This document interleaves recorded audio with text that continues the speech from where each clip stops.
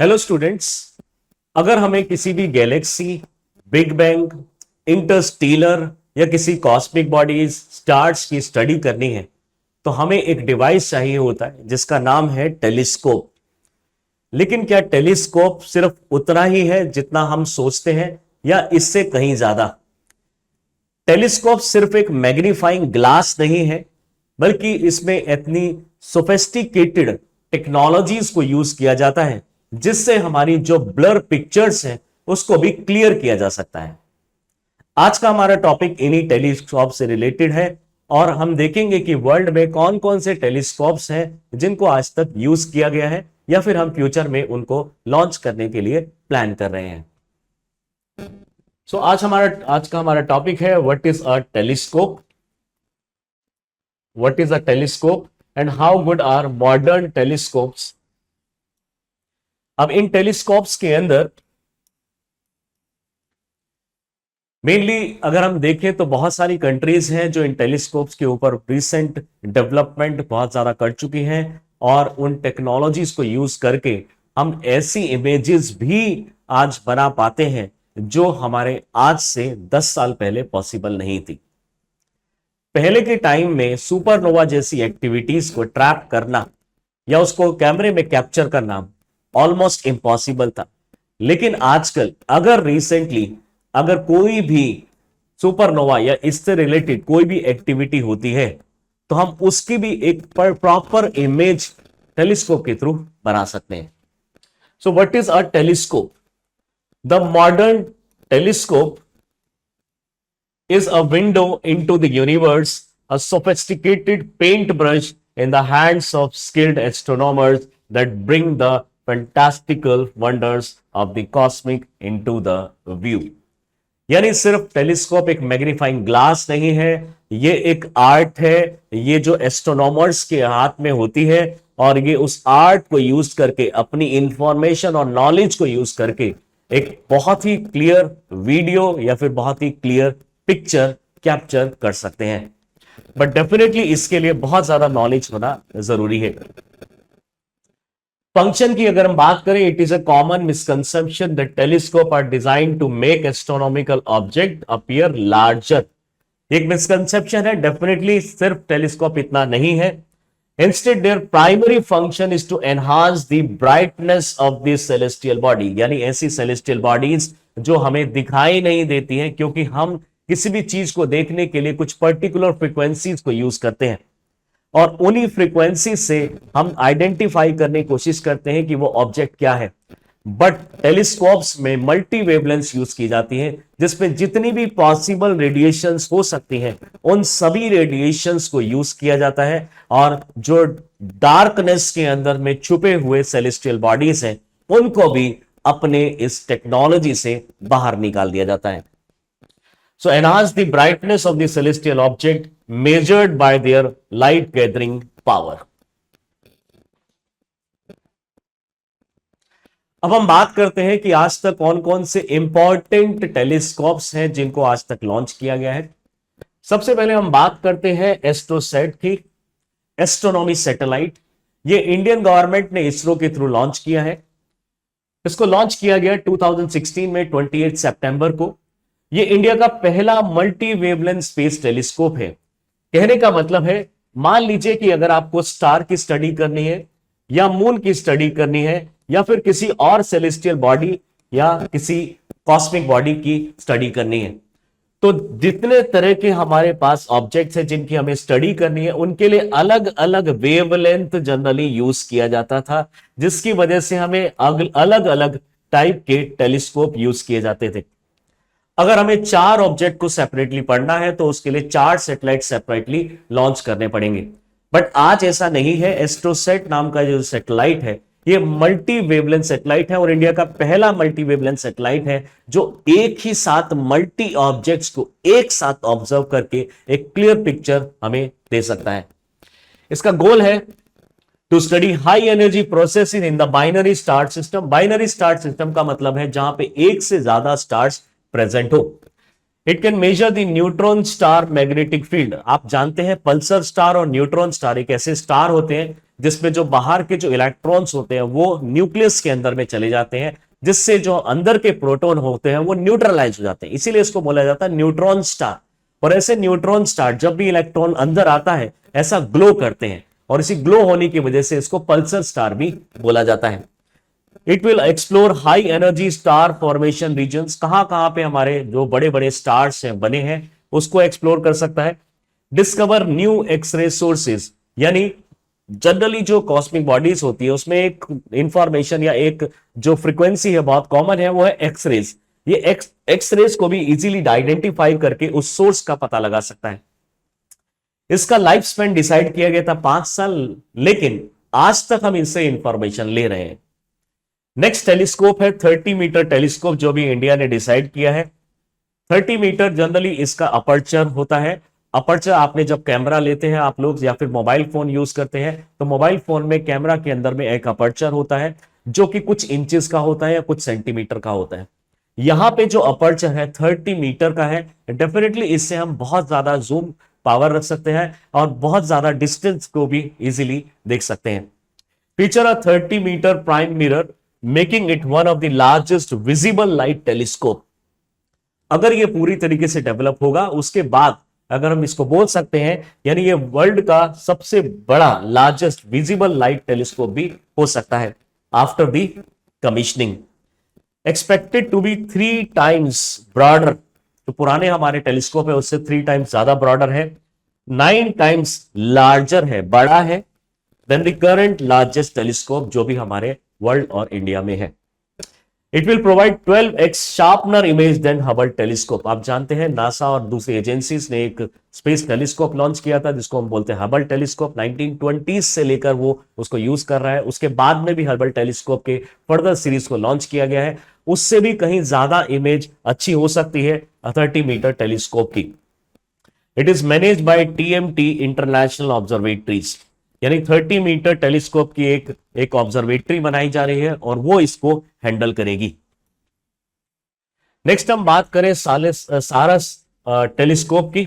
सारस telescope is design to detect faint radio waves, यानी ऐसी वेव्स जो बहुत ही ज्यादा फेंट हो चुकी हैं उसको मल्टीपल टाइम्स एक मॉड्यूल को यूज करके मल्टीपल टाइम्स एनहांस कर दिया जाता है और हम ऐसी चीजें भी देख सकते हैं जो फेंट रेडियो वेव्स के अंदर में है from the early universe. Early universe को हम बोलते हैं कॉस्मिक डॉन।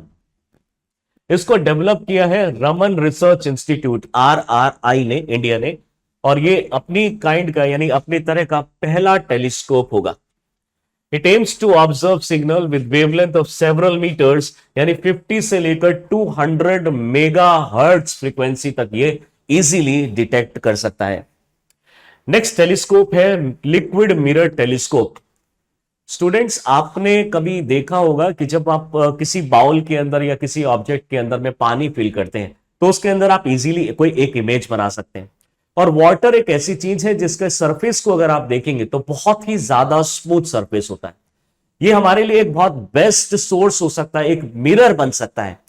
ऐसे ही लिक्विड्स को यूज किया जाता है as a mirror in liquid mirror telescope.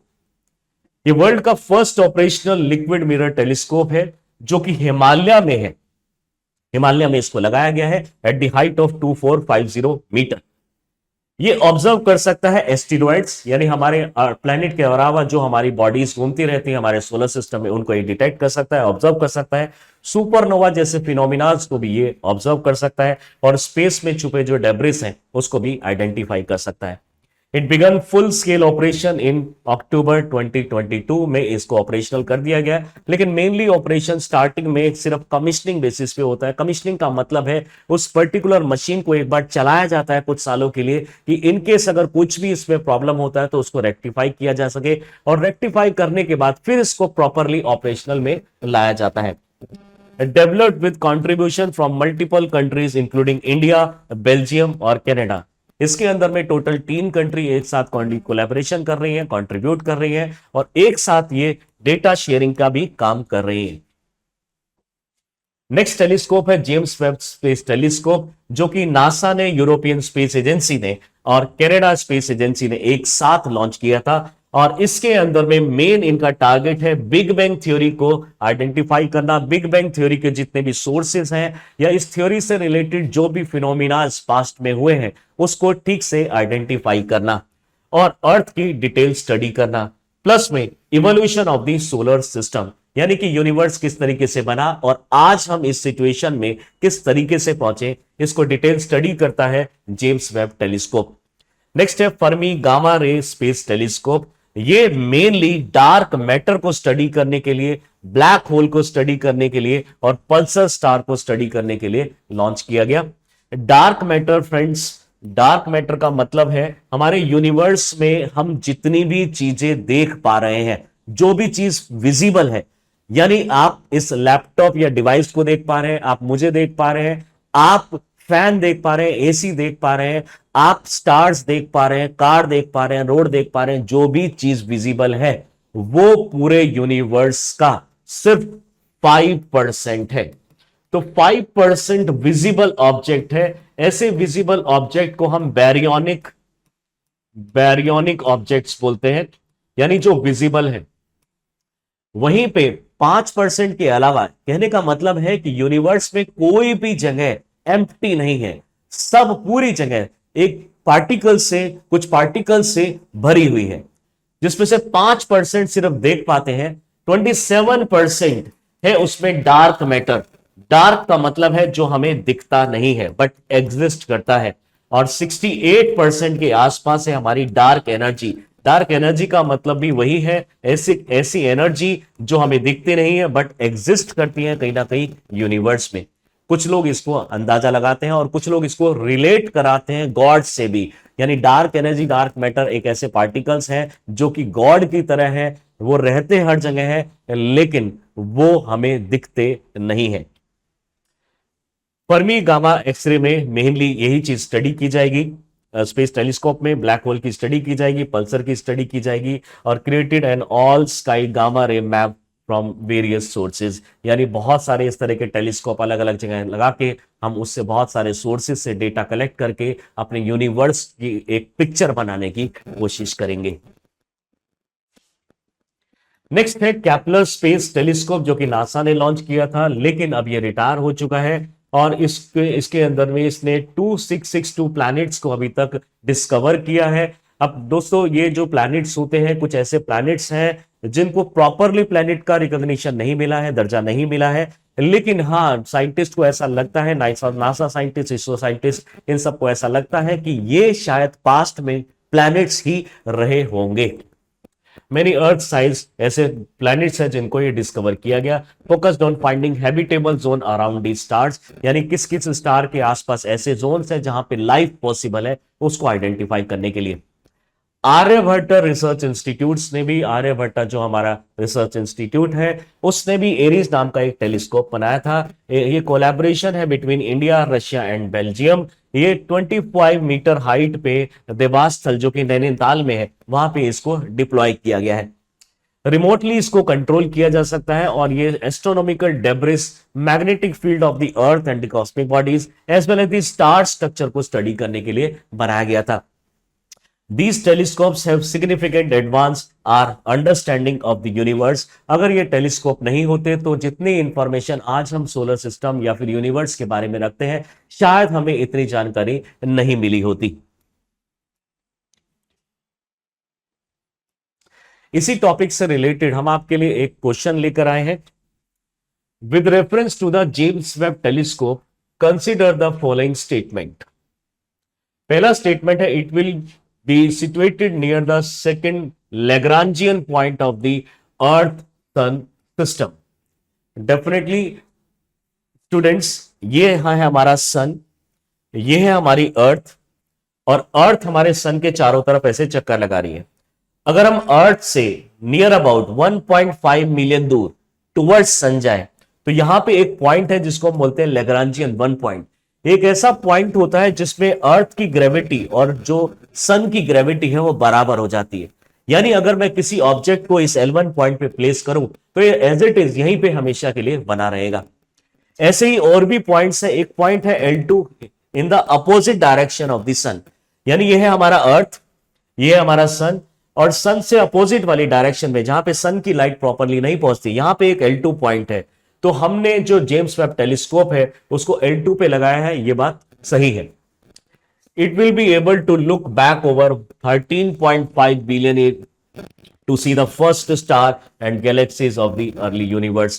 Definitely हम यहाँ पे एबिलिटी की बात कर रहे हैं, तो जब भी एबिलिटी की बात आएगी तो हमारा टारगेट जो होगा सिर्फ हम उसी पे फोकस करेंगे। जी हाँ, टारगेट हमारा यूनिवर्स को स्टडी करना है, प्राइमोर्डियल यूनिवर्स। जब से हमारी दुनिया बनी है यानी यूनिवर्स बना है, तब से लेकर अभी तक हमारे सिस्टम्स में, यानी जितने भी सिस्टम, हमारे स्टार सिस्टम हो गया, अर्थ सिस्टम हो गया, सोलर सिस्टम हो गया, उसमें क्या क्या हुआ है उसकी स्टडी के लिए यह स्टेटमेंट भी सही है। क्योंकि आप जानते हैं कि हमारा जो अर्थ है को बने हुए लगभग, यानी यूनिवर्स को बने हुए लगभग 13.8 बिलियन से लेकर 13.5 बिलियन ईयर्स तक हो चुके हैं।